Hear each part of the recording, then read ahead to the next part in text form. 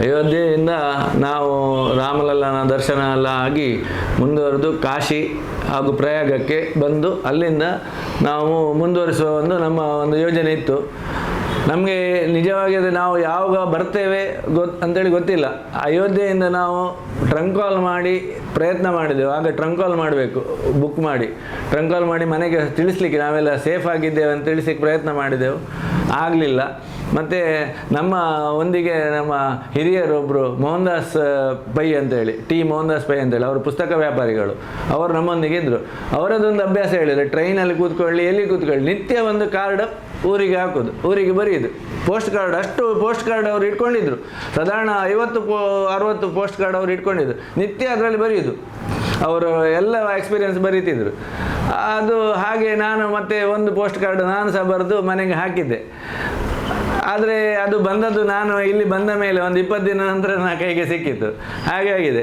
ಹಾಗೆ ನಾವು ಪ್ರಯಾಗ ಎಲ್ಲ ಹೋಗಿ ಮತ್ತೆ ಕೊನೆಗೆ ಬರುವಾಗ ಟಿಕೆಟಿಗೆ ಹಣವೂ ಇಲ್ಲ, ಮತ್ತು ಕೆಲವು ರಾಮ ಸೇವಕರಿಗೆ ಬಿಡ್ತಾರೆ ಅಂತ ಹೇಳಿದ್ರು. ನಾವು ಮತ್ತೆ ಅರ್ಧ ಟಿಕೆಟ್ ತಗೊಂಡು ಉಳಿದವರೆಲ್ಲ ಹಾಗೆ ಏನೋ ಒಂದು ಮಾಡಿ ಒಂದು ಟ್ರೈನಲ್ಲಿ, ಕೇರಳದ ಟ್ರೈನಲ್ಲಿ ಬಂದೆವು.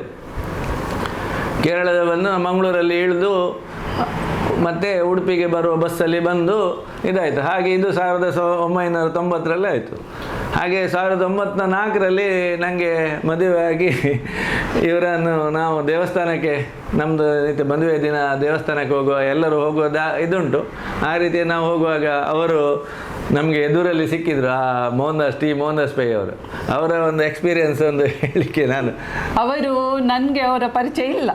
ಫಸ್ಟ್ ನಾವು ದೇವಸ್ಥಾನಕ್ಕೆ ಹೋಗುವಾಗ ಅವ್ರು ಎದುರುಗಡೆ ಸಿಕ್ಕಿದ್ರು, ಇವರು ಪರಿಚಯ ಮಾಡಿದ್ರು, ಇವ್ರು ನನ್ನ ಫ್ರೆಂಡ್.